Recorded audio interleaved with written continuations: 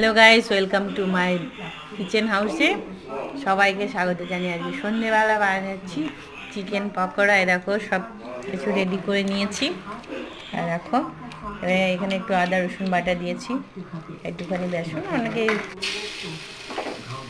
অন্যরকম কর্নফ্লাওয়ার ব্যবহার করে, আমি বেসন দিয়ে করেছি। আর দেখো তার সঙ্গে আছে কোল্ড ড্রিঙ্কস। এগুলো হয়ে গেছে, এরকম ছেড়ে দিয়েছি।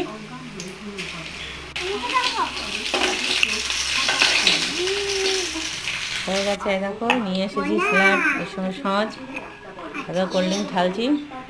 কে কে এরকম খেতে ভালোবাসো কমেন্টে জানাবে, আমার চ্যানেলটাকে সাবস্ক্রাইব করে দেবে, ঠিক আছে? দেখো